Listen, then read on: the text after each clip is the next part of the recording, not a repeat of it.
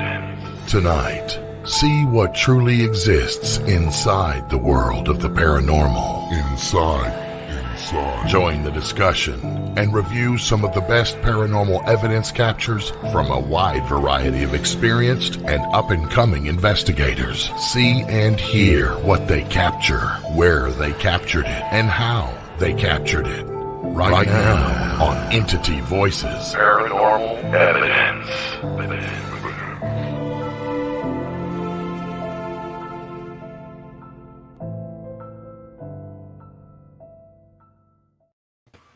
Hello, everybody, and welcome to Entity Voices Paranormal Evidence. I am Chris. I am Audra. I am Tony. I am Lourdes. And I am Ron. And you're expecting a joke, but I got none. Or do I? I'm sure. We've got a few. I don't. I am jokeless right now. Jokeless. Unfortunately, Cherie's not with us tonight. She's working again. She is, but I'm hoping she's going to join us. She just said, I have to finish what I'm working on. So I said, finish it and join us as soon as you can. So hopefully I'll slide over and she can slide in. Yay. Nice. Always better with Lady EVP here. That's right. It is. Always. Well, I know we said that we wouldn't be here this week. We lied. No, I'm just kidding. We had to cancel our trip to Phoenix because we both got sick. I'm just still faking a little. No, I'm just kidding. Yeah. Unfortunately, we had to postpone our trip, but we get to be here with you. Hang with y'all. Yeah. So That's good. Yes. Our game. And you guys look fantastic. You're You ruining do. it for sick people everywhere.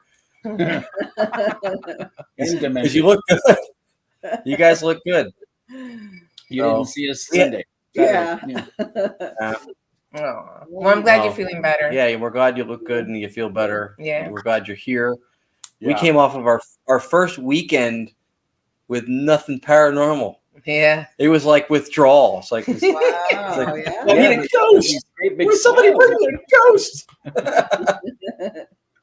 We We will took hit my that. son to his first stand-up comedy show. We took him to the Bananas Comedy Club in New Jersey to see his first show. An old friend that I used to talk to, apparently more than I remembered, Brett Ernst, who's on Cobra Kai. He was on Weeds. He was headlining, so we went to see him. So she tells me before the show, hey, he's out in the lobby if you want to go say hi. And I'm thinking I got to tell him, remember me? I used to be friends with Randy, who so he'd remember me. So I got 6 feet from him. He goes, Yacovetti. I was like, holy. Wow, that's awesome. That's so cool. It was really cool. Really nice guy. Very nice. Very nice. Really nice guy. Hilarious. It was a good show. But it was nice to, Chris pointed it out online when we posted it. It was nice to do something, as much as we love and we're immersed in this, it was nice to do something off the beaten path. Yeah. Yeah. Yes. Yeah. Absolutely. You have to do that every once in a while just to keep sanity. Seriously. Yeah, well, can't keep what you don't have. That's what I was gonna say. None of us are sane, so how do you keep someone you don't have? You can't pet a dog you can't catch. Right? Guess I didn't But think still- of it that way. Right? Now I'm worried. Right? We pulled the switcheroo on you this evening. Yeah. Unfortunately, the guest that we had on the promos couldn't make it tonight. He had some issues with also being ill and some personal issues, so he couldn't join us. So we have for you tonight a Ron Yacovetti and Lourdes Gonzalez show of evidence. Is it just stuff that we sent in? Yes. Oh Oh. wow. Should we apologize now or later? No, it's good stuff. Good stuff. The awesome Oh, thing is, I mean- is you sent in as many as Tony did that one show. Yeah, you did. That's where all mine went. Yeah, exactly. See, when I say I look up to Tony, now you believe me. There you go. Hey, Courtney. Taking on the pattern. Well, I mean, we enjoyed doing this, and the people watching may or may not feel the same way. But if we just got to sit and talk on camera with each other for like a couple hours, we would all love it. Oh, But it is absolutely. it's a show, and we're supposed to present evidence, which is what we do. So I just, I tried to just drum up older and newer. Thank you, Katie Holte. And we got to see the Holtes recently too. They Yeah. were so much fun to work with in the field. If you have the opportunity to drag the Holtes in the field, anybody, just do it. find a haunted location, grab them by the seat of their pants, get them out of the house. There he is. There's Steven. It was so much fun working with him. We had a blast. We had laughs. We got to hear every box that Steve ever made say the word Steve Holte. It was awesome. Every single Both of them very talented box builders. Yeah. Been doing this for years. And if you don't know who they are, check them out. Check out their sites. They do build some incredible machines. Just relaunched their website again, too, HolteParanormal.com. And they have a lot of the stuff they build, which is we all endorse and recommend. And then Katie even she had it at the event we did. She had the thing that measured brain waves, and it put out like a tape, like a receipt, like a ticker tape thing based on words. It was functioning off of the brainwave activity. It was just, to conceive and build that is just beyond brilliant. I was just like, wow. And then they would print out the words. Anthony was the guinea pig, of course. Anthony Simonelli. Yeah, Anthony Simonelli. So a lot of. Hey, yo. Hey, over here. I was just blown away, but she's so talented. They're both so talented and brilliant. But when I saw that, I was like, I was happy and probably bragging to my friends when I was able to execute the game operation really good. That's other level stuff right there.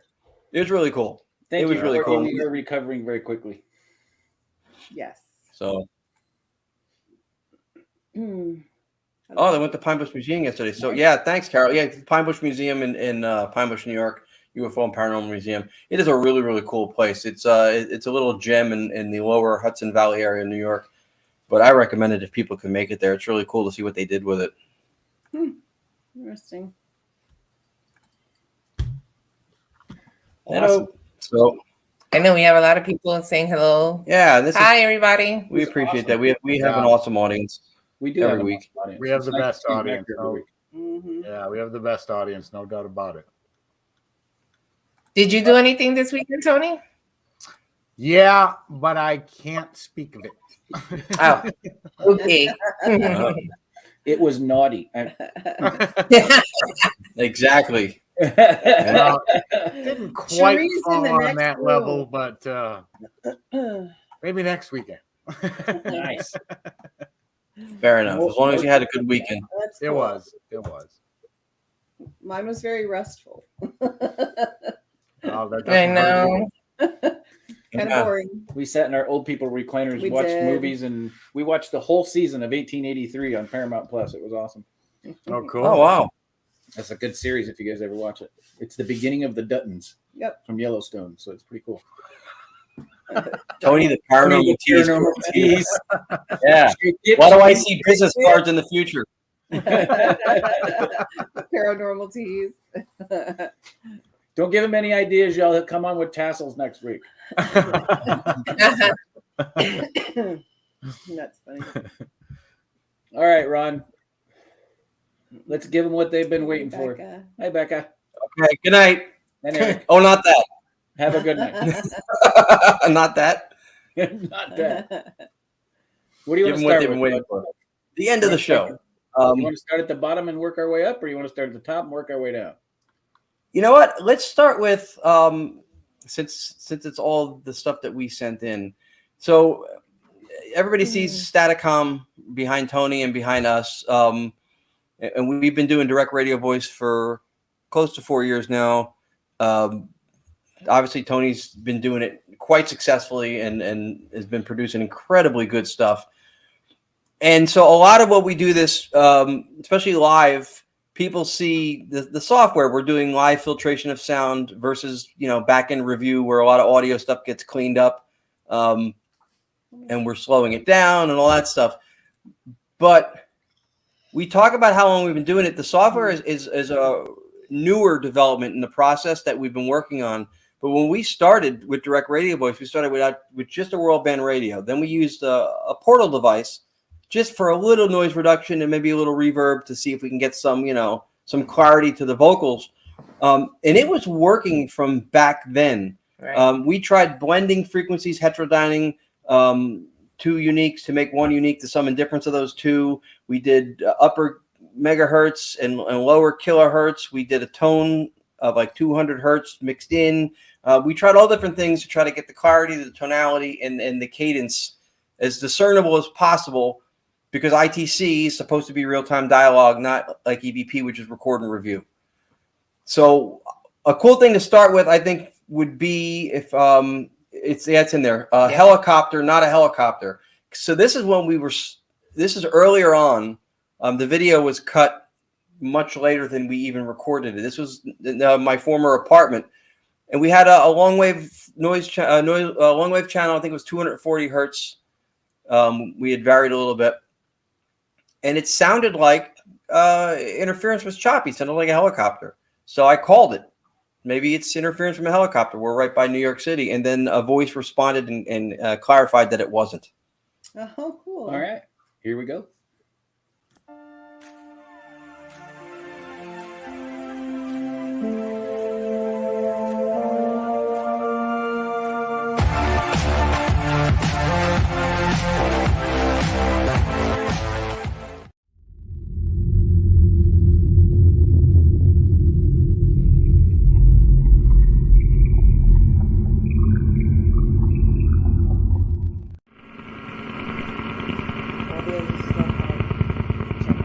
Helicopter sounds. I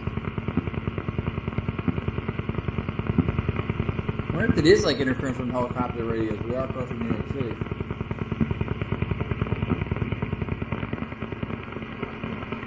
It's 240.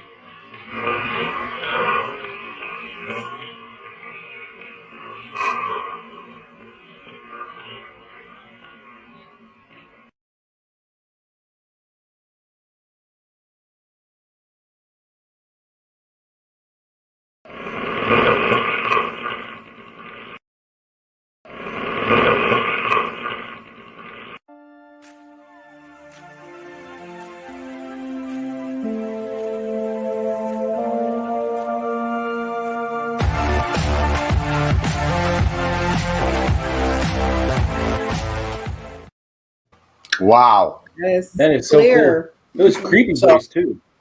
Yeah. So much to say about that, just from being involved the last however long it's been, 6-8 months with DRV. But the fact that you were getting that sort of oscillating sound, which you said sound like a helicopter, I will hear that many times when I'm trying to dial in the direct radio voice. And you'll have that background sort of noise level. And then you can hear it. When you get a really clear voice, it bottoms out and just drops.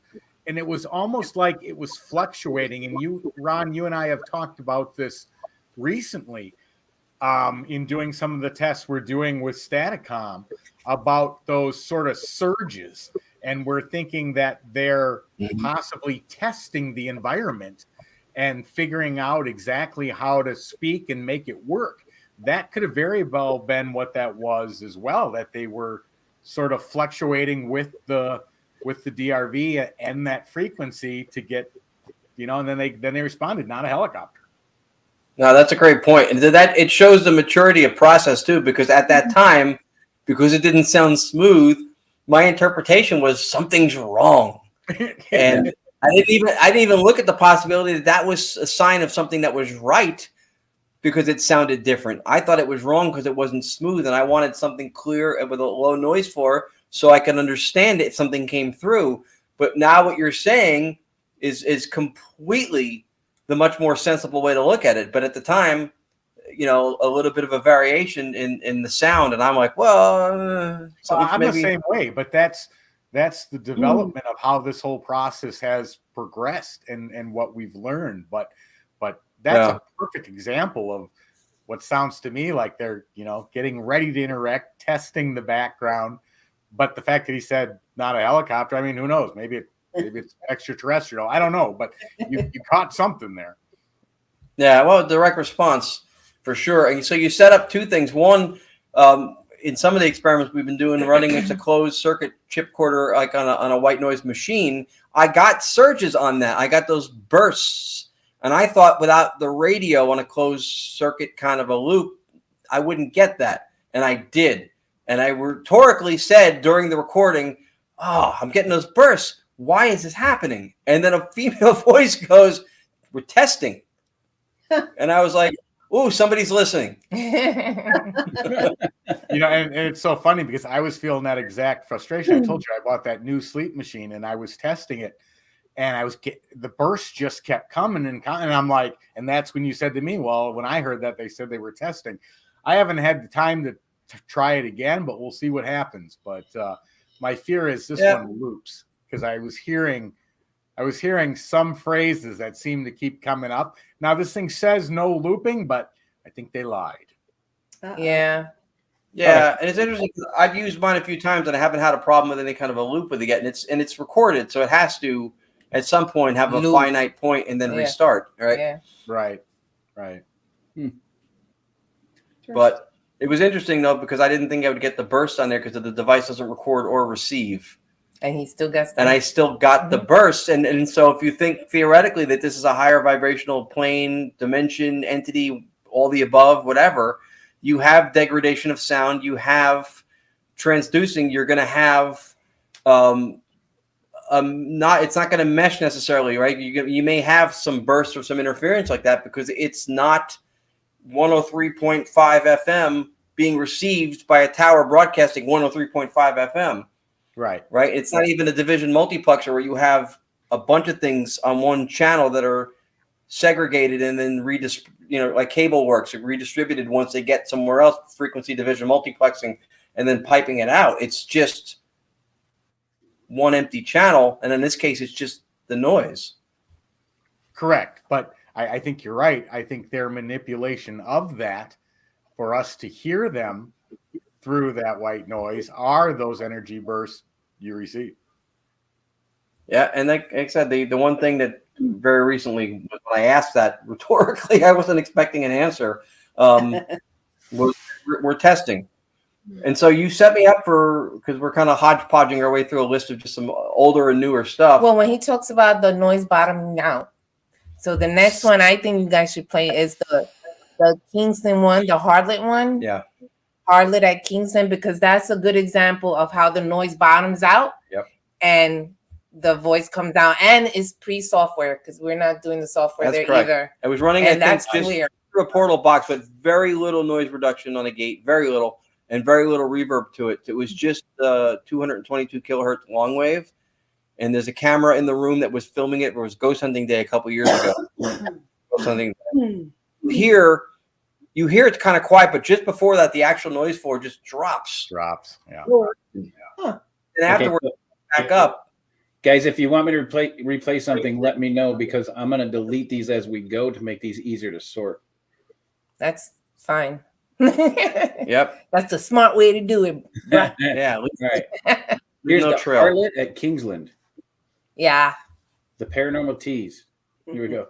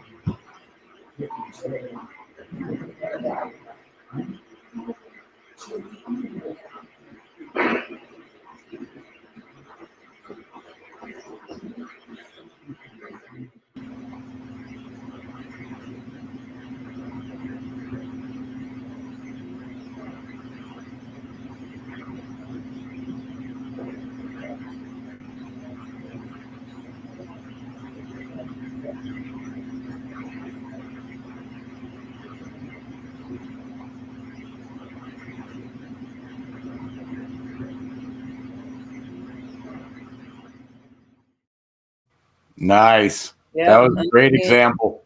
Yep, sure was. It was a great example. You know, it's a great example of what happened in that location. It's almost like you guys picked up a time slip and he was upset with her performance. Yeah, absolutely. Mhm. That's exactly what we thought. Spot on, Chris. Mm-hmm. Yep. And the historian Leon Kish at the time had told us that was when it was a speakeasy and a brothel and all that. That was the jargon that would have been in use at the time. And you saw the picture at the end. It was we just ran it through the portal just for a little noise reduction and a little reverb, but that was all just long wave radio, no software. And what radio station is going to say harlot? Nobody says harlot. No. Yeah. Even Jay-Z does not have a song called "There's 99 Problems and a Harlot Ain't One." I know. I don't know. I'm just guessing. You might have that song. He does now. All right. Nobody That's funny. Delete that one. Try we'll do one more older one. One of the DRV compilations for the volume. Yeah, actually, it's the same one twice because it's got a parenthesis. Yeah, so the August DRV compilation volume 2. This is going back probably during the first year and a half, 2 years of us doing it, and it's the same thing. It's no software. It's just like the radio. August 2019, probably. Yeah, it probably goes back that far. Twice. Here we go. Yeah, I didn't realize it was. I thought it was two different ones because there's a few of those August compilations, one that I had cut that month that were older than that. But that's fine. And this is just for one more example because when we do this, like we've been doing lectures and demonstrations, Tony's doing them, and when people see the software, they think, that's what's doing it, and it's not. It's just filtration, and then we're working with the cadence and the speed and the clarity of something. But if you don't have vocals coming through something facilitating it, which in this case is the radio, then you can't filter what you don't have, right? If you sift for gold and there isn't any, you just got to pass through the screen, right? So you have to have what you're looking for has to be in there. So that's what this is, just to show that when we do this with the software now, that's an evolution of technique to make the voices more intelligible. But that's all it is. It's not changing the way we're getting them. It's not creating those voices. Those voices are there. The software is just used as a technological advantage to being able to pull them out more audibly and clearer. That's it. So for everybody watching in layman's terms, tell me if I got this right, guys. So when you see the pictures of Tony and Ron's setup and Ron and Lourdes' setup, you see the computer screens and you see all the adjustments in the software. That is just a filtering software and nothing more, because some people actually say, well, it's coming through your software, kind of like an Ovilus would produce words. Well, the software that these guys are using when they're doing this, when they're doing the DRV, is nothing like that. It is pure, simple filtering software that takes that white noise radio signal that they're getting out of the box, filters it through the software to make the voices more intelligible. Right. Exactly. Reveal them. Yep. It's like a brush to an archaeologist, right? He's not creating bones with it. He's dusting them off gently to leave them intact, to leave their structural integrity where it is, but make them detectable. So we're gently dusting off the sounds or the vocals, which, we obviously can verify in the back end that we're actually hearing what we're hearing. But that was a perfect description of it. It is very easy to think that the software is what's facilitating it. It is just filtration, and then what we did as an innovation, and then we developed it with Tony because he actually discovered the component that we ended up using, which is slow it down. Even if you saw that helicopter one in the beginning, one of the replays of it was slowing it down because it makes it easier to actually hear the enunciation of the words when you do that. So again, real-time dialogue is your goal, and our goal is to abolish the review process as much as possible. Slowing it down was the thing that we brought to ITC, I guess, as an innovation to try to see if it would make dialogue more probable. Right. And so far, so good. Tony, can you bring up far, that question real quick? Can I do what? Can you bring up that last question real quick? Sure. So Courtney, to answer that question, so I know she's referring to the harlot one. I don't believe that was a residual effect that Ron and Lourdes caught on that one. I believe that it was somewhat of a time slip, because a residual effect that's usually caused is usually energy that's embedded in a location caused by something highly emotional or highly effective, something with major impact that would cause that residual imprint is what we believe in theory. So to answer your question, I don't believe what Ron and Lourdes caught in the basement. I don't believe that was a residual effect. I believe that was somewhat of a time slip of something that was still taking place or had to. I wouldn't say it's residual. I don't believe that was. I'm not getting it from that one.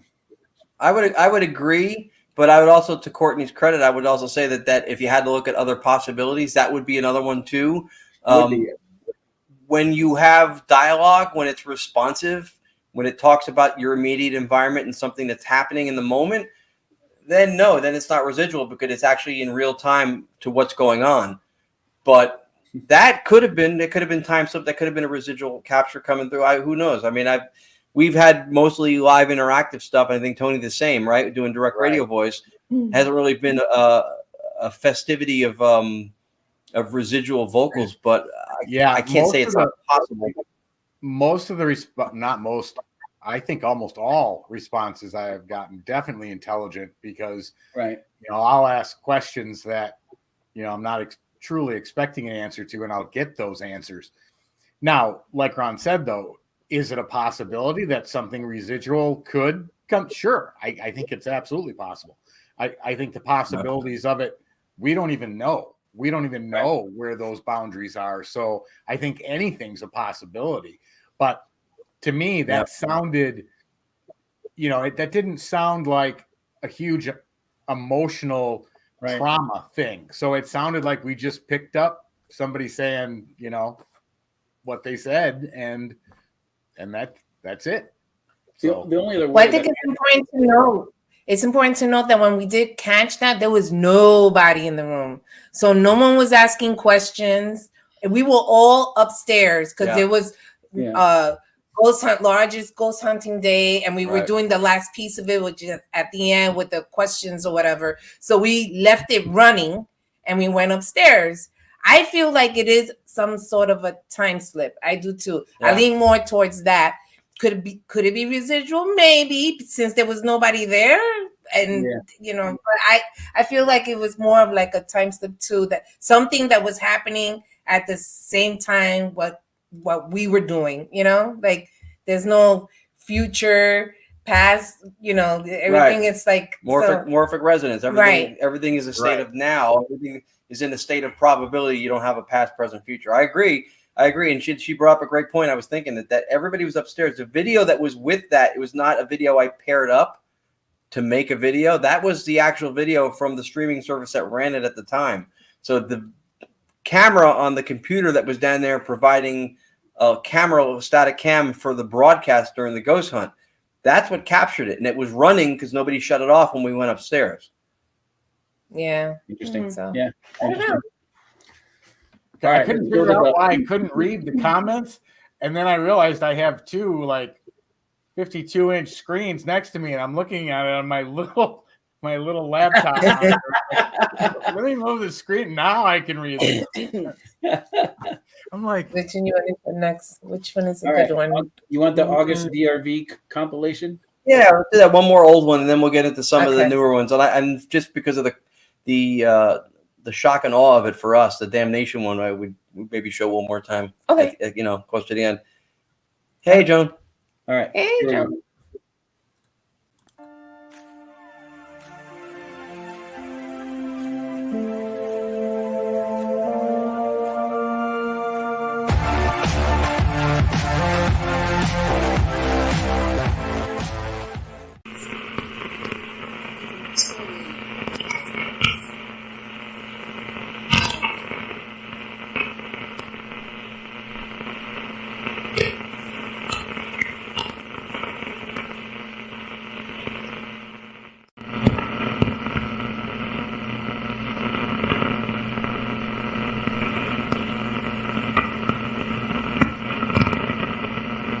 If I'm being a little ambitious, you're more than welcome to tell me so.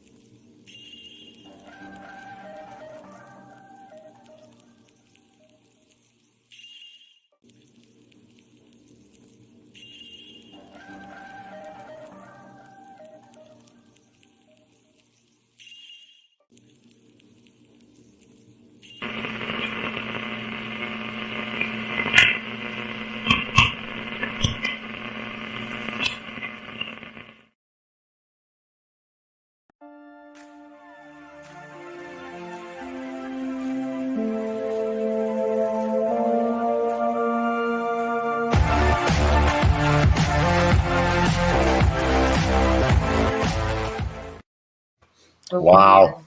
That is cool. That was good.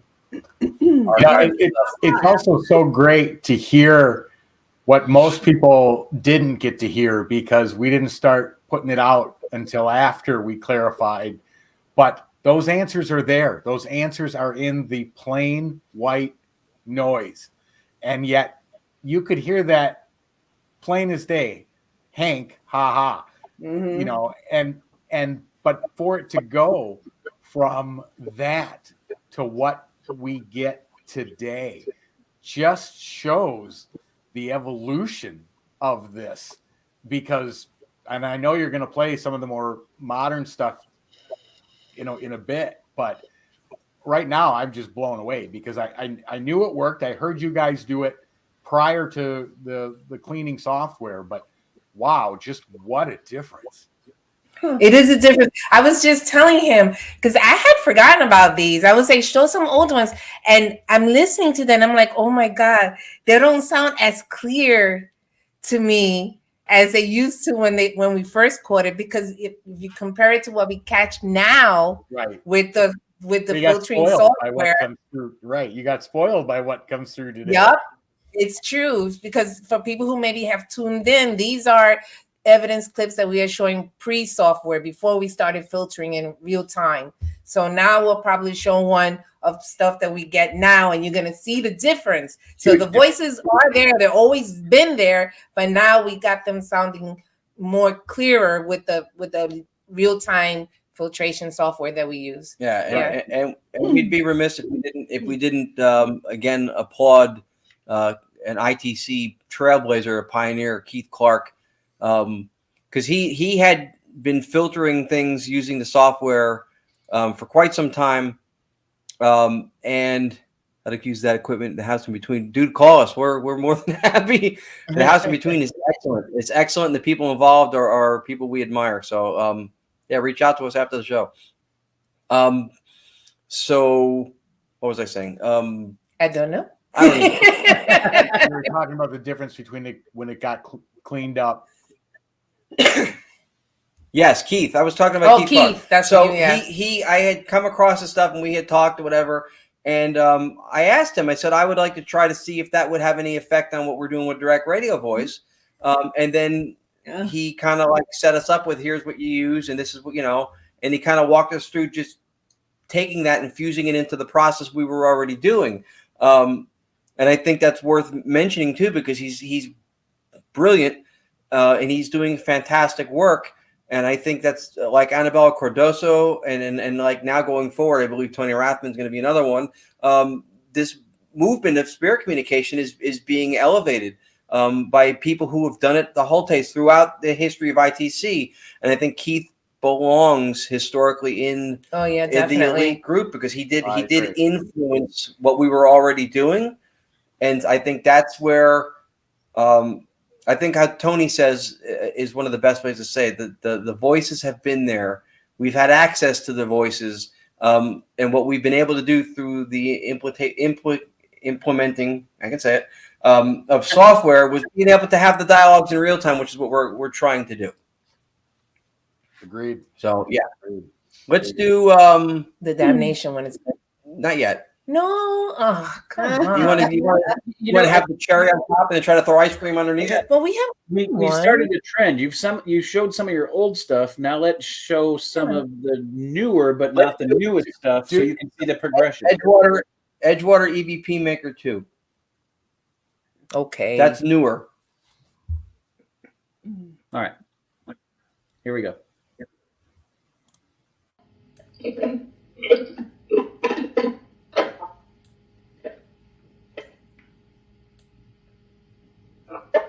Can you say Edgewater if you know who I am?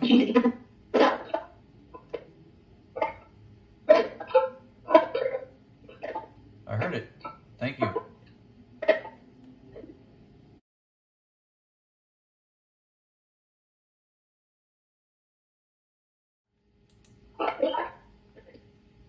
Trying to decide if I like EVP Maker running it now, right?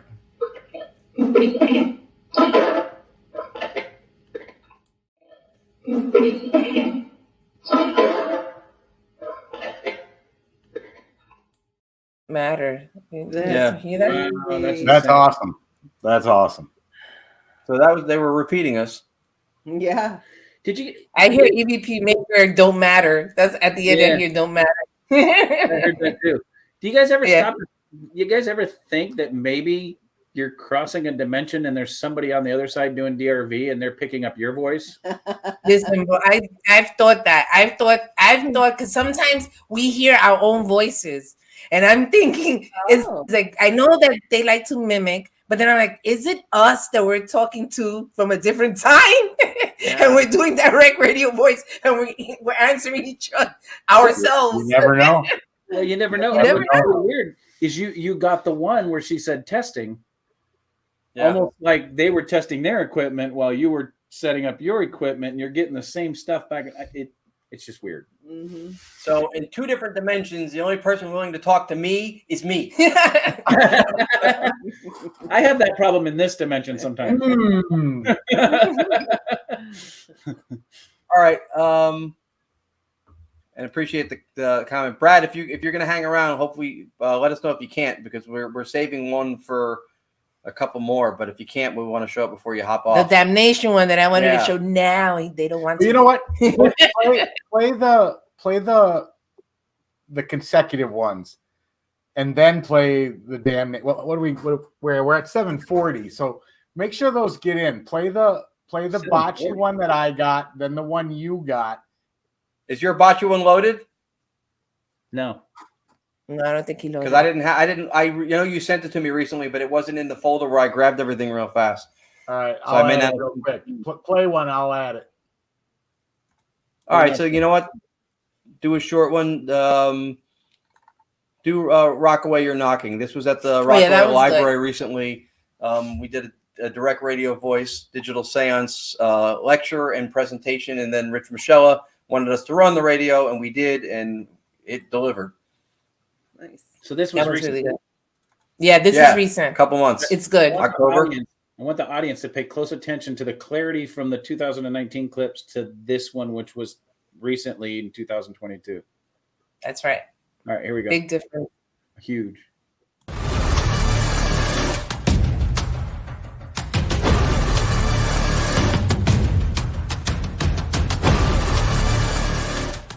Going to do something. You tell me what I'm doing.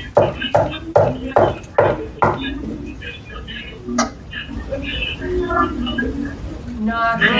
I heard Knocking. It was Again. Who heard that?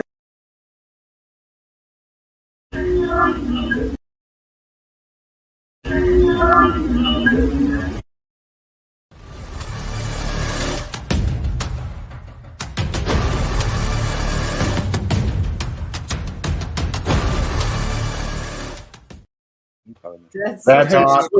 That's incredible. It is. You know, and it's like a younger child kind of voice. Yeah. You know, and they're like with enthusiasm. You're knocking. I mean, that's I love that. I absolutely love that. Yeah, Rich Michella's face lit up 3 different colors, I think, when he heard that. And if the audience was paying really close attention to Ron's graphics, Yeah. They have gotten. improved. They have improved.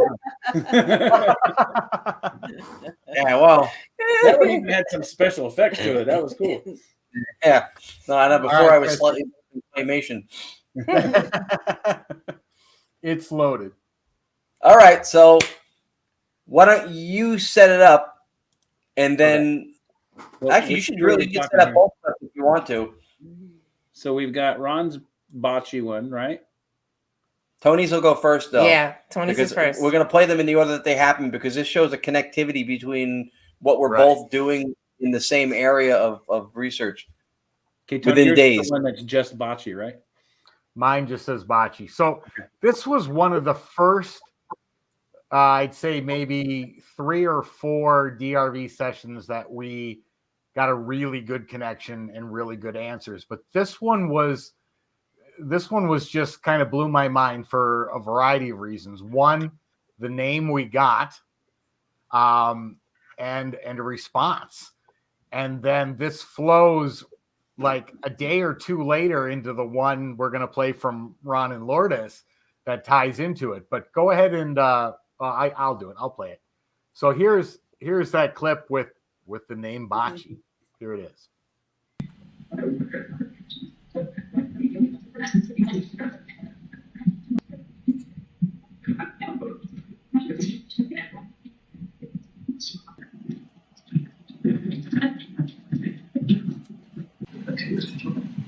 Spirits, can you please try to communicate with us through this device?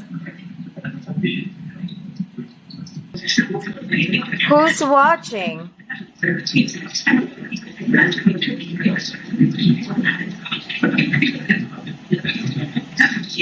Bocce. That was clear. Do you want us to do the rumbling? Bocce, are you keeping track of what we're doing?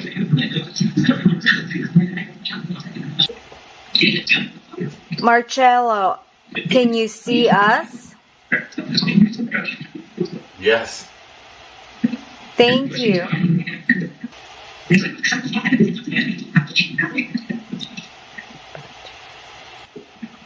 Marcello, you started this method. It's working. Can you please try to communicate with us?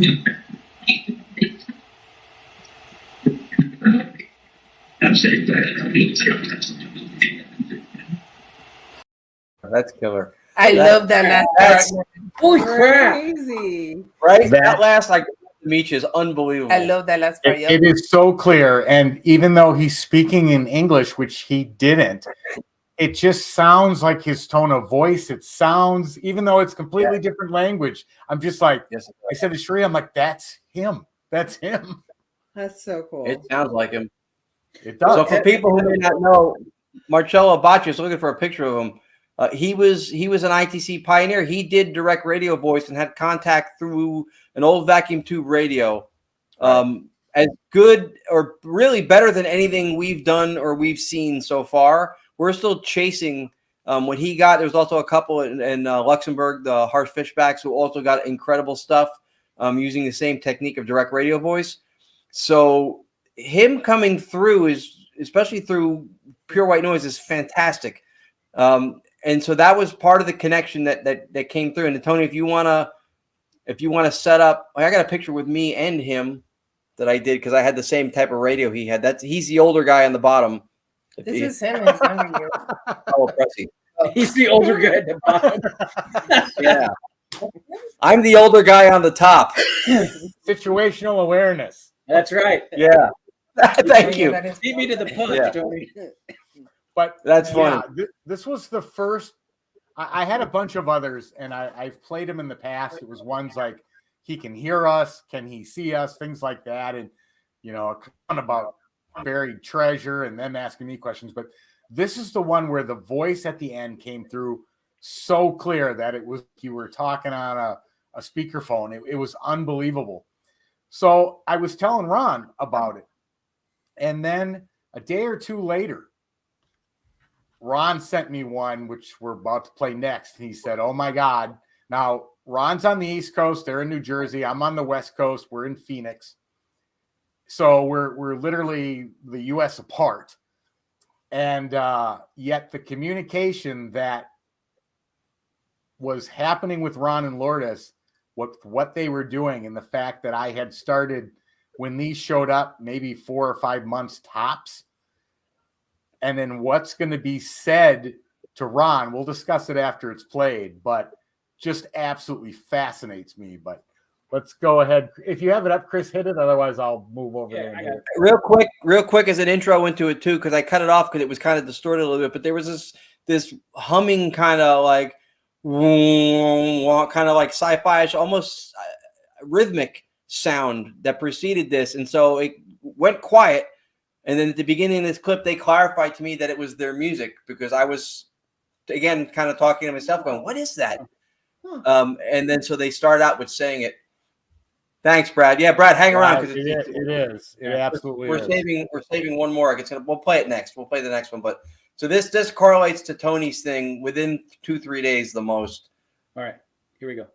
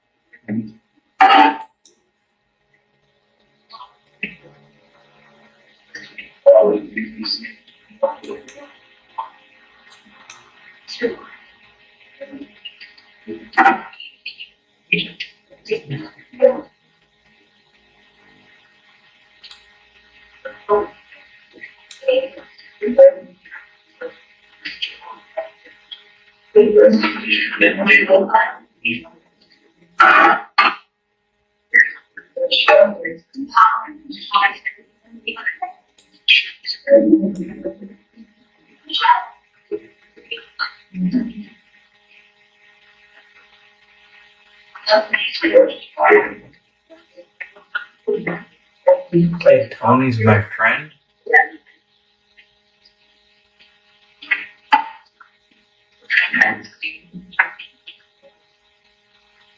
I would agree.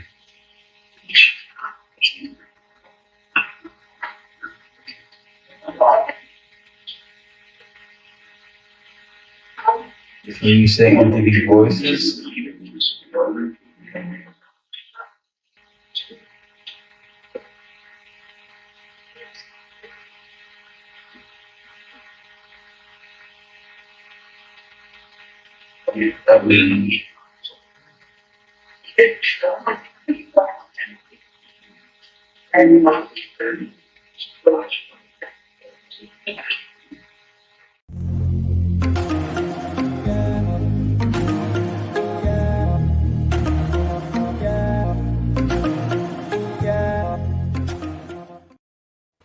That's so crazy. That is crazy. You know, there's more to the story, though. After Ron sent it to me and I heard it, my communication just took off after that. It was like they actually, because they had been communicating with him, it was like they actually asked, was it okay to speak with me? Am I a friend of Ron's? Am I trustworthy to communicate with? And when he went, yeah, he's a friend. The next time after I listened to it, I turned it on a day or two later, and voices just left and right. It was like he opened up the door saying, yeah, go ahead. It was so cool. Even a few moments of real-time dialogue through this method, or through any method, is as fantastical a goal as it gets. It blew my mind to have heard Tony's your friend, and then I repeated it, and immediately she says yes. And now I'm thinking, wow, why would they comment? That's interesting that they know he's my friend. And then just to clarify, because of my silence, my lack of response, she goes, I'm asking. Right. And that's why they were saying, hey, is this Tony guy okay? He's contacting us. He's doing what you're doing. Is he okay? And that's why I was like, I agree, because I figured out maybe what was going on. But then, like you said, she said, no, I'm asking. Like, is he your friend? Is he a friend? It wasn't real quick, guys. In 5 minutes, UNX is going to switch over to their other audio program, but we are going to continue to go live with more from Ron and Lourdes and their DRV. This is a fantastic show you don't want to miss. Yeah. So I'm sure let's you do and X has a Damnation. We're going to show a picture of Oh, yeah, Bachi. go ahead. So this is Bachi. That's Marcello Bacci. He's since passed away. I don't. The light is like. Yep, you got it right there. He did sitting weekly or Brad, we've gotten extraterrestrial vibe from a few different people. Some mediums we worked with thought that what we were getting might be extraterrestrial. Yep. If it's interdimensional or overlapping planes or any of the possibilities that are theorized, that it's any one of those is on the table. We still can't know. We don't have a star 69 to the spirit realm yet, right? Where we can take the call back. But we got a vocals that said "We are aliens." We did have that come through once too. Yeah, we've had that come through as well. We've had them clearly identify themselves as spirit, but that still leaves multiple doors open to multidimensional beings. You know, if it can be used by one, I think it can be used by all. And like I said, we're on the tip of the iceberg of the communication aspects of what it's capable of. Well, I believe that last go clip, ahead. That last clip had like a Jodie Foster contact feel to it. It was like you were communicating with another dimension. They were looking for the trust, like they did in the movie. I hate to bring up a movie, but at the same time, there's a situational awareness to that clip. There's an indicator in there that indicates extraterrestrial. Tony, he's human. Yes. Well, and that's I've heard that multiple times. That's 2 or 3 times now I've heard them refer to me as human. So the next question is, what are you? Now, could a spirit be referring to me as human? Sure. Could an extraterrestrial? Sure. Could a multidimensional? Sure. So it doesn't really answer the question, but the only thing it answers is they're not human. Right. So it's a consciousness not here on this planet. Well, it could be on the planet, but not in human body form. So that to me is absolutely fascinating. Yeah, and it's possible they could have at some point been part of our realm and could have also been human too. It's like you say, it's boundless. We're scratching the surface of something that's probably far larger. And we were just saying the other day, it brings me back to the quote from Arthur C. Clarke saying, any sufficiently advanced technology is almost indistinguishable from magic. And exactly. This is, to me, the greatest illusion I've ever played on myself if it's not real, because it's unbelievable when this happens every single time.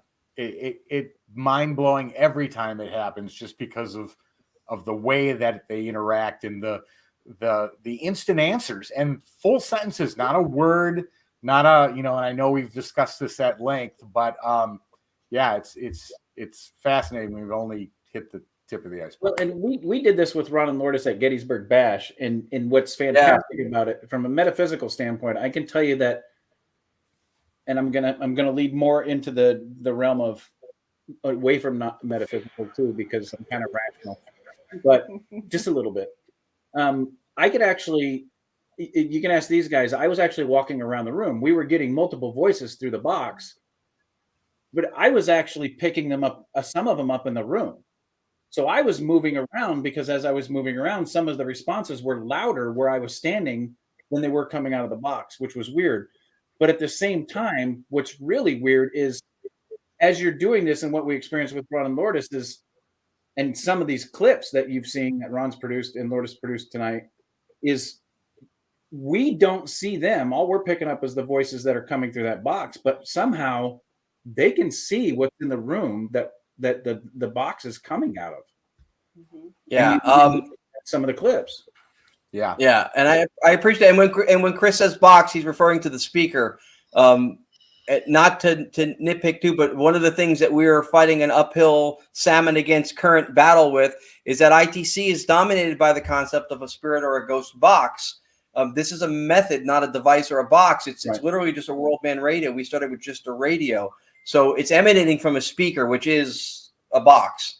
But the method itself is direct radio voice. I was going to say we could play Damnation next, unless you want to slip one more in, because he's talking about, Chris brought up a really, really cool point about the visual aspect of us to them. Well, you know what's good? This one too, the one when he asked, how am I doing? Well, that's good for dialogue, but the one for visual would be the orange one. Okay, fine. All right, so play Orange Beverage, and then if everybody can hang in, we'll play Damnation next. And then if you want to do more, we have more. We've heard this one before. This one proves the theory that I just talked about.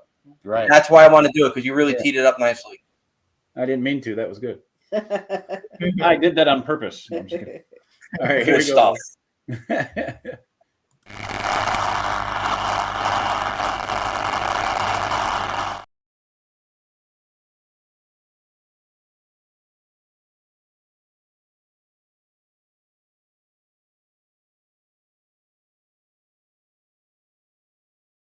Can you see the color of my beverage or no?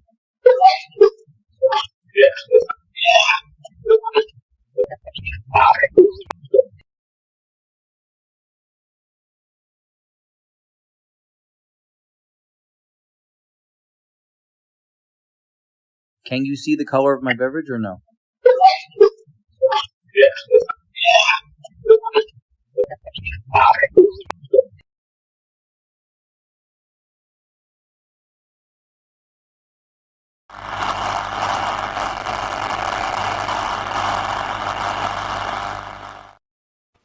That's awesome. That is awesome. That's interesting. When Cherie asked Bocce if he can see us, and he clearly said yes, that is direct evidence because you asked what color it was. Now, I've never seen anyone use a urine sample as a trigger object, but hey, it works for you. Go for it. It does look like that, doesn't it? A little bit. That's not fair because I wasn't prepared to laugh at that. That's funny. That's funny. That is funny. The fascinating thing is that from a physics point of view, right? From a biocentric point of view, fire doesn't have any visual properties, but when the heat and the vibration hits the rods and cones of your eyes at a certain 400, I forget, nano, then it produces something that we're able to visualize. But itself, it does not have visual properties. So it's interesting to me that the drink and the color, as I see it, was identifiable to them. However, they're tapped into our realm or our dimension. Right. Yeah. That is absolutely the most fascinating part. And, you know, the one thing about color is that even here as humans, we have no idea whether the color I'm looking at and everyone else is saying orange is the same color you're looking at, because it is strictly and solely an individual perception by your own senses. So Loris could be seeing green, Ron could be seeing blue, and I could be seeing yellow, and we're all calling it orange and wouldn't know any different. But to have a spirit turn around and say, because they don't have the same confinements that we do, yet they identified it as orange. So that's really fascinating to me, because they're not looking through human eyes, through the cornea, through the light reflection. They're viewing it completely different.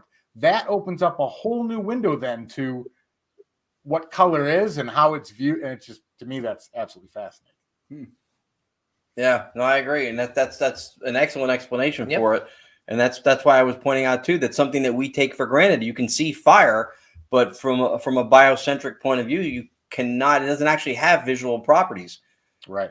So it's fascinating that they described it the way it would be processed through the lens and the light refraction, all that, like Tony was saying, through our eyes, through the iris pupils, etc. The way it processes for us. Right. They identified what we were seeing, or at least what I was seeing. Exactly. And they did not accuse me of peeing in the cup. But maybe they should have. Did you pass the test? Holy crap, that was funny. It's very concentrated pee. All right, so if we end up showing you any more, then that's great. But we've held off on it. So this one for us is a pinnacle moment. This was a 1 minute and 8 second narrative. It's a one voice.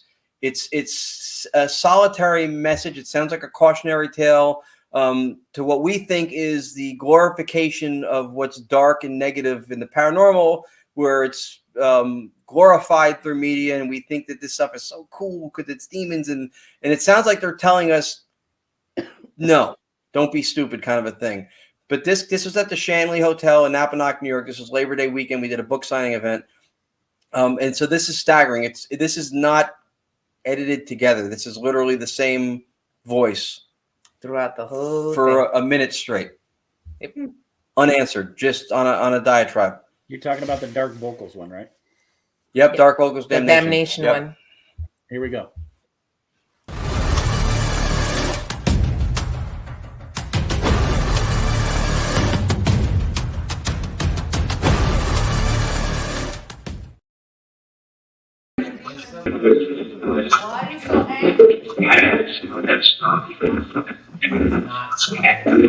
Not fair, I heard. You know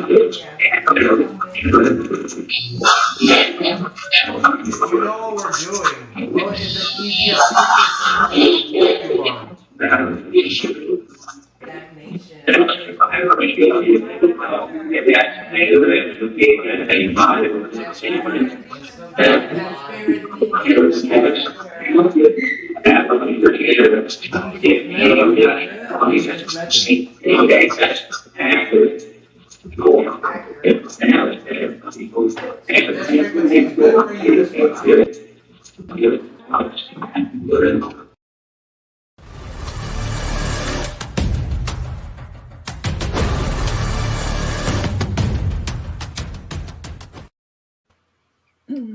That's just amazing. Yeah. Same voice, same tone of voice, no fluctuation whatsoever. Literally speaking thoughts about what you guys are doing, why they think it's problematic, interacting with what you're doing, showing intelligence, showing just you can't beat direct radio voice for communication. You would never get that on a spirit box. And we've talked back and forth about how we believe they now communicate through white noise, not the radio channels. But that's why you only get a word or two via spirit box, because it's actually the white noise that they're speaking through. But this, you know, when I first heard that one, I was just, my jaw dropped, because it's, and then you kept saying it, it just kept going. Every time I'd play a little more, it just kept talking. That one thought, it was like a warning, you know, it wasn't like just spitting out words and saying this and then saying that has nothing to do with it. It was a thought, and he had an opinion, and he was speaking on it and warning us. And what happened to me when I was cutting that clip? Oh my God, he started cracking up, because the way we found it is so funny. I was looking for a specific I was crying clip. laughing. I was looking for a specific clip for the show, and I just heard Damnation. I didn't play the whole thing. I just heard Damnation, but it wasn't the one I was looking for. But I said, all right, let me just put this aside, and when I find the one I want, we can get back to it. So I did, and I showed him Damnation. So we kept listening to it, and then there was more. And then there was more. And then we thought we were done, and we kept listening, and he started cracking up. And I'm like, what's so funny? He goes, there's more. I was crying laughing. I was like, I can't believe there's more. He goes, he's still talking. Yeah, he was still talking. Right? It was crazy. It was unbelievable. I never would have thought when we started doing this, and that's why the earlier clips are cool that we showed earlier. I never would have thought it would get to that level. And I still don't think we've hit Marcello Bacci level. If you haven't seen his stuff, look at his stuff. It's crazy. Some of it's on the internet. I think Calling Earth shows some of it. The Afterlife investigations about the skull experiment show some of him. There's a half-hour documentary on YouTube, which is translated, I think, from Portuguese, which is where the film company was from, into, it has English subtitles. Right. He got phenomenal stuff. So just the fact that we're scratching the surface of that level, hopefully, this blew me away when I heard it. I was like, I couldn't wait to show it. I was like, so what? Good. I can't believe it. And I was crying laughing, because every time I thought I was done, let me just listen a little more. I kept going. I was like, oh my God. And you know what? We haven't even finished listening to the whole thing. Yeah. Because we were like, we were tired. We were like, I bet you there's more. We probably have to go back. Yeah, we haven't listened to every file from that night. We've done pieces of different events we've done over the last couple of months to produce something for the people who had us, or for the event, or for the location, and then we'll go back and we'll listen to more. But we have to still go back. There's still more we haven't finished from that night. We have to finish listening to it. That's so cool. Yes, but it's crazy. It sounds like two voices, not just one. It sounds like two obviously tonality is very similar, but it sounds like two men having that conversation. Like they don't get it. They're not listening. It's like, it's possible. I mean, well, the first voice where it says, I missed this place, I think that may be Sal, who was the former owner. I missed this place. But then after that, The other one, if it's one or two, that they take over and start talking. But yeah. Yeah. One sentimental statement and the rest of it went down dark alley. We don't even usually, I like when Tony laughs like that. We don't even usually get dark stuff like that. That's like negative theme stuff. You know what though? That was Shanley? Yeah. Okay. Well, you were talking about how that place kind of changed over the last couple of visits with the mask and what's going on. Yeah. So maybe that was Sal saying, I miss this place. And then this guy then coming in and going, no, there's something not so nice here anymore. Right. Pay attention. Be aware. That was a warning. That was a warning. And don't distinguish a positive message because of the tonality and the meaning behind it. That was a positive message. He was warning you, going, hey, wake up.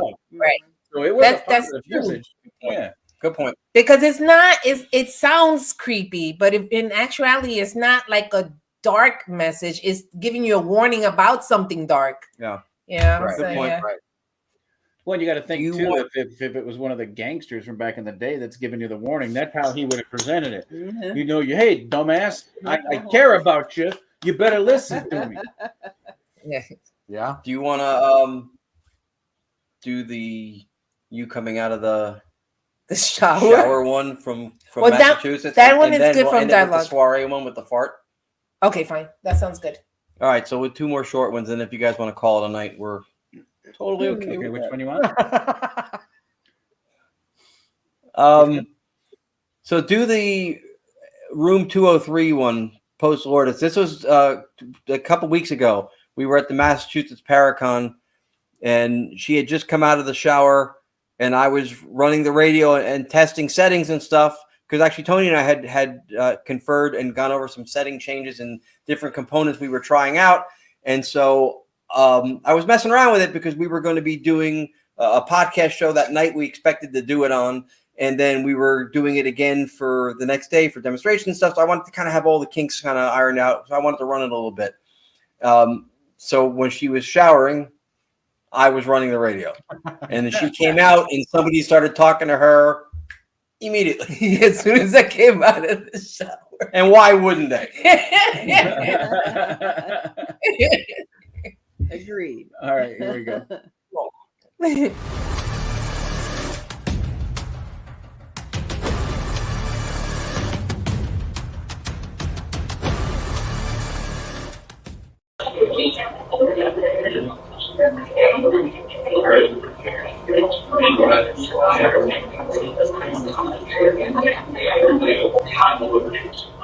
Hi, Lourdes. Hi. How are you? I'm good. I'm glad to hear that you're good. Who's speaking to me?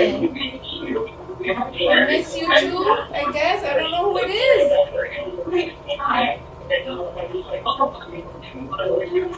You have to tell me who you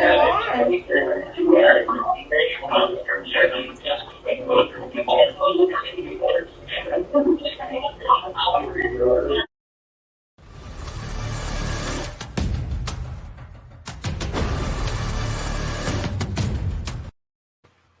Wow. Did it say hungry or did it say horny? Yeah, I don't know. Well, we're assuming hungry. I was like, why are you doing the same thing? But that was fascinating because then that was real time. She's like, and she didn't expect a response. That's why you could have seen crazy. her face when it happened because she's like, I'm good. How are you? I'm good, baby. She was like, I'm good. I was like, I'm good. It just answered me. And then she had asked if it was a little bit more quiet because she was talking quieter, but she said something about because she had asked who it was, and then she repeats, she goes, well, you need to tell me who I'm talking to, whatever. And then he goes, I'm Avon Jennings. I was like, what? No idea who that is. But that's the direct response. She asked for a name, and that's what they gave her. Yeah. Huh. I am a ghost. I'm Avon Jennings. You tried to look him up, right? Yeah, there. The name could have a place in the history in that location. I actually had asked Sam Baltrusis to look at it too, because him and Richard Estep are both brilliant historians. So I figured somebody might know. They are. And that came through really clear. So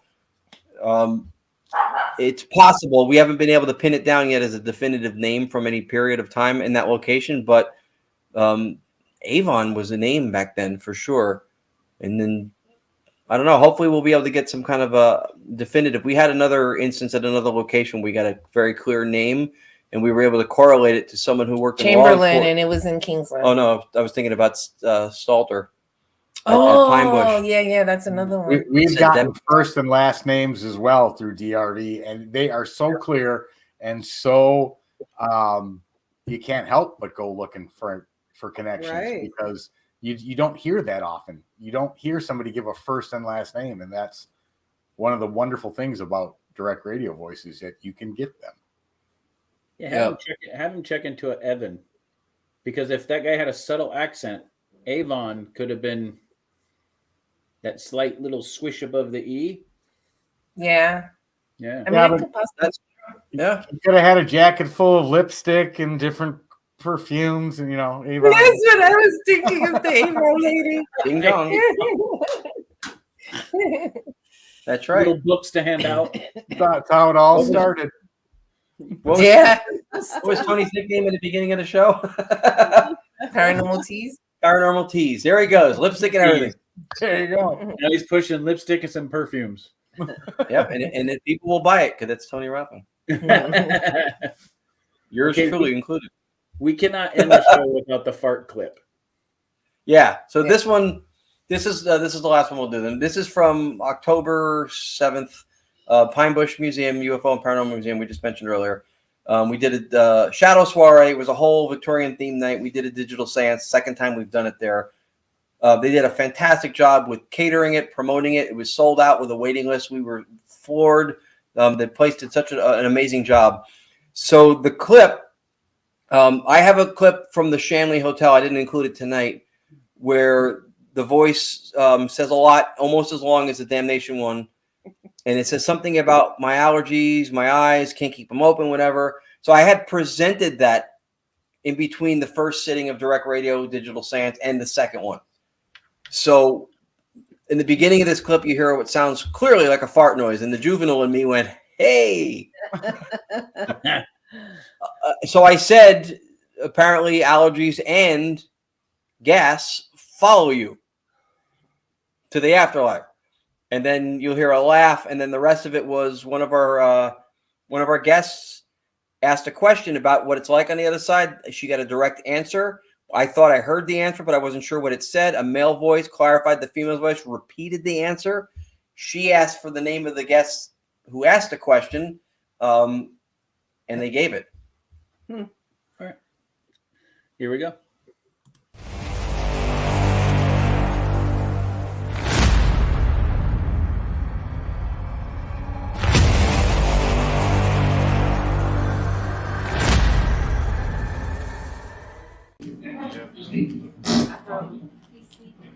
Was that a fart? What was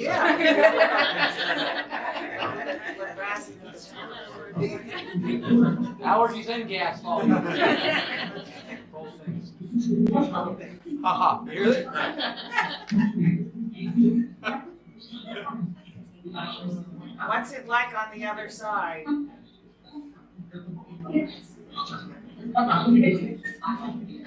That was an answer. Was it itch? Yeah, I heard word it's, for but it. yeah. Yep. I heard about it. It's complicated. Can What? can you say Cindy's name?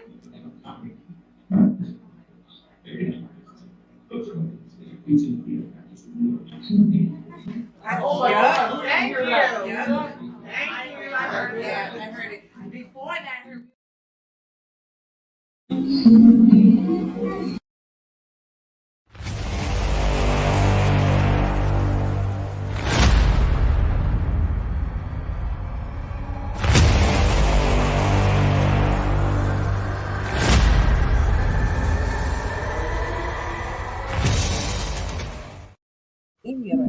That's awesome. And there's nothing better than getting those types of responses in front of a live audience, because and I know you two have done that many times and gotten people asking questions and getting names and answers and family members, and You know, when it can be tied in that closely and that legitimately, which is what this whole thing is about. This is bare based and factual as it comes. That's incredible. And it might be complicated, but it is not without flatulence. Yeah. Yeah, that was just because of the allergies thing. So then I heard that when I guess both of them follow you, and then it was funny. That was not the first time we've gotten a laugh from the other side. Tokyo. Hello, Irene.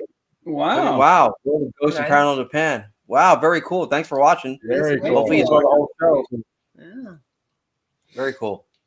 So that's fascinating. When we do the digital seance events, that's the part that we love. I'm almost finished now with my third book, which is called Digital Seance Initiative, and it's filled with episodes and talking about some of these scenarios where we've gone to different places and we've given people these profound moments. They were tears and they felt like they heard the voice of somebody they knew, or they gave very specific information, very proprietary information that nobody would have known to them at that time. And so we felt like this is what we should be doing with this, is providing this solace or this closure or this connection momentarily for people, and not just do it here as research. And we're not, I mean, we love what we do and we love the research and everything, but I think personally that we've been blessed to do this, and we're supposed to use it to help others, because when we've seen the 4 or 5 times when loved ones come through for people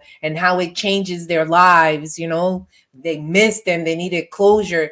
The 15-year-old girl that when she heard her grandmother's voice, that was life-changing for her. Yeah. And then that made us realize, like, this is the reason why we've been blessed, at least I feel, to help others, Yes, the research as well, absolutely. But I think the main goal is to be able to help others. Yeah. And that's why we've been blessed. It's not a self-aggrandizing opportunity. It's definitely something that's meant to spread positiveness and again, peace, solace, closure, give people some kind of profound, meaningful moment that they can, and you know what, and people who can doubt and not believe that this stuff is real or can happen or whatever else, that's fine. But if you've ever anticipated a bad situation that didn't happen yet, but you thought it might happen, and you notice that you start taking on those feelings even though it hasn't happened yet. So if they're able to assimilate that and have a positive message that they feel they got from the person they think it is, and it's given them a really warm and uplifting moment, and I'm happy to do that. Yeah, she's happy to do that.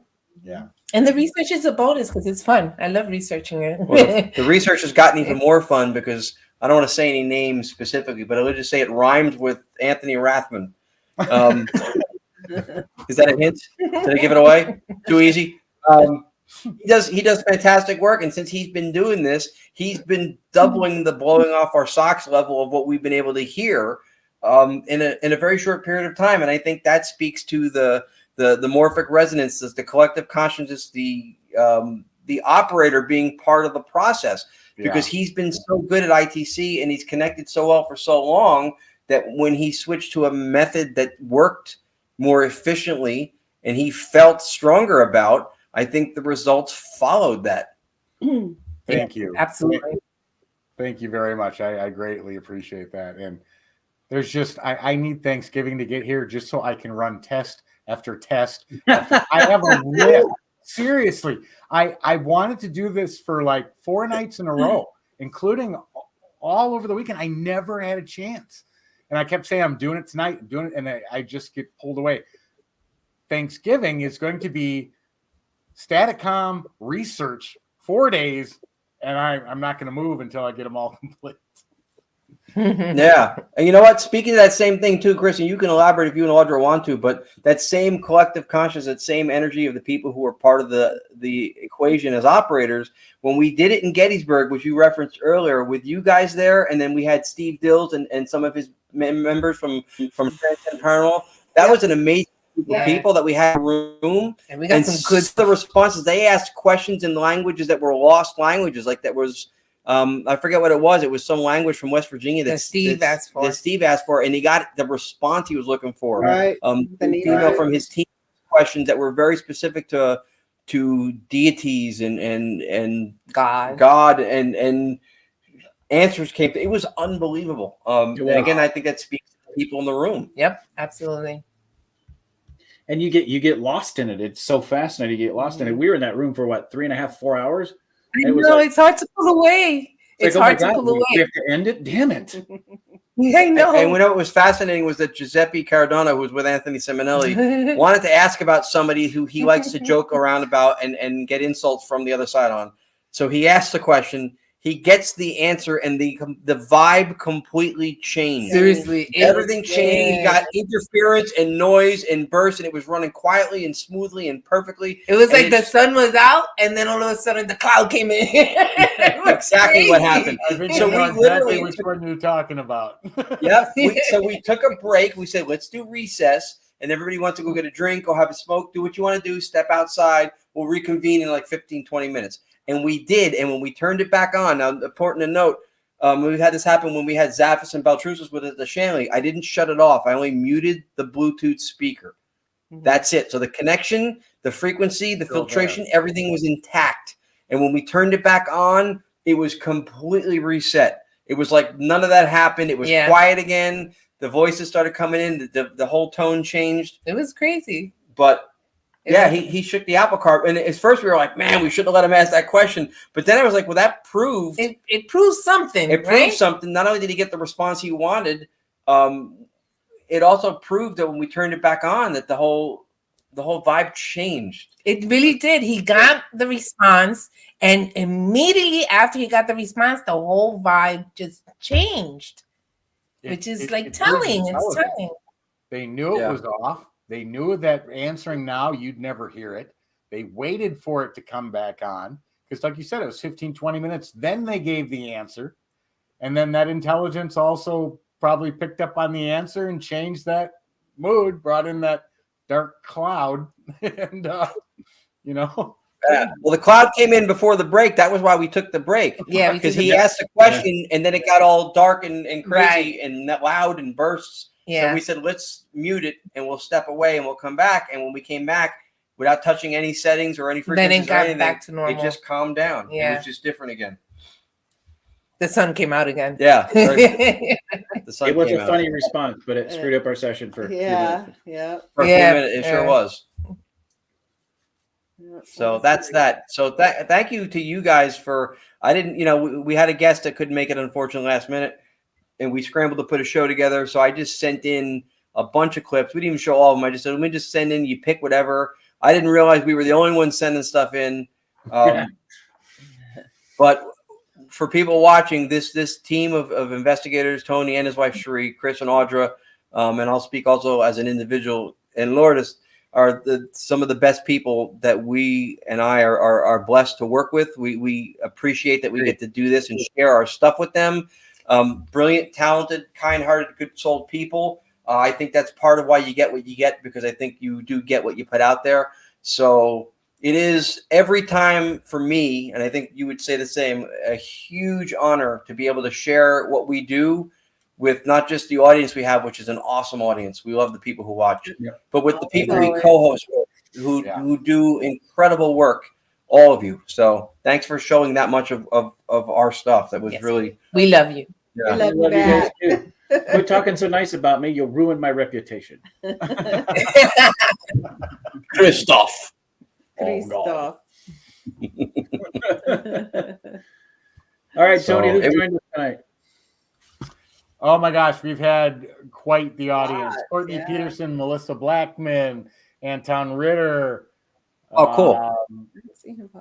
Brad Cooney, Irene Takura. Oh, I'm sorry, I said that wrong. No, Takura.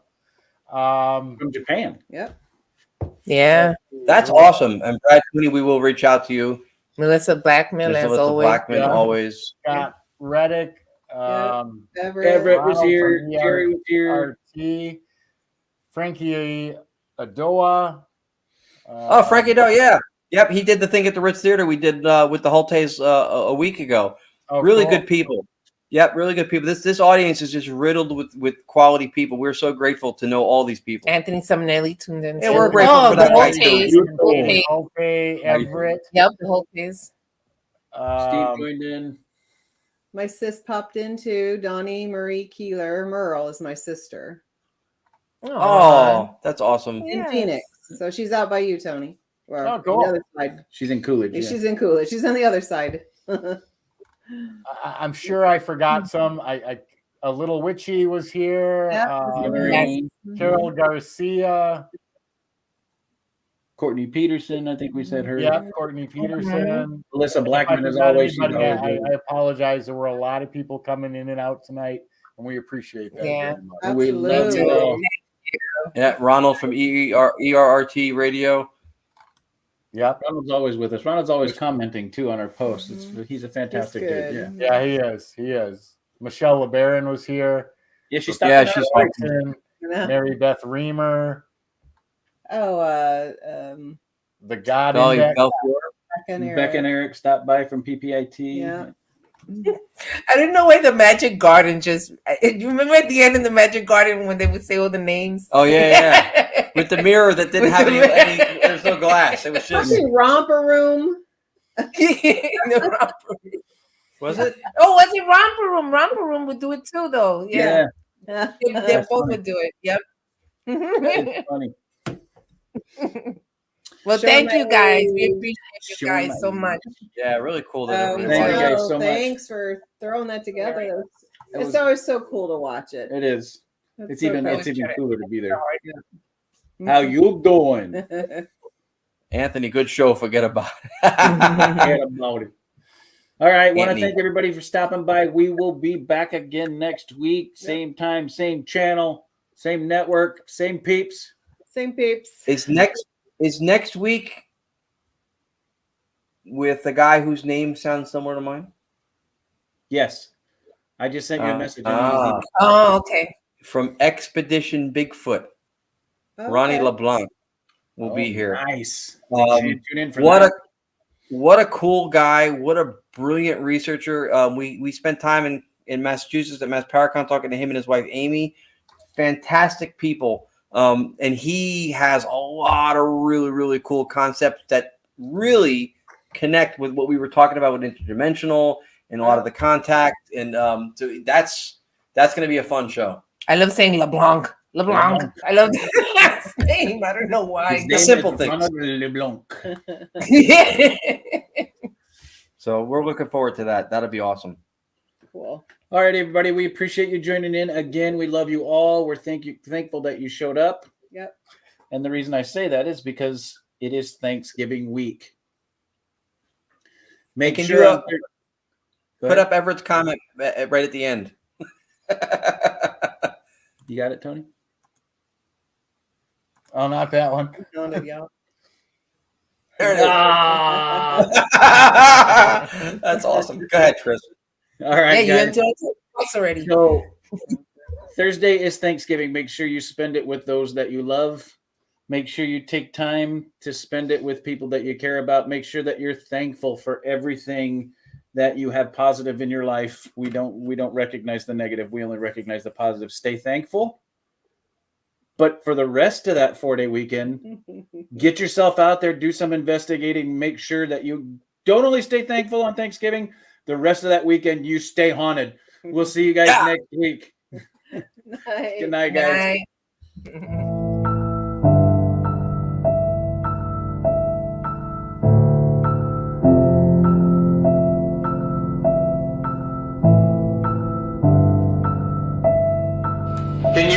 Can you give me a name? What's your name?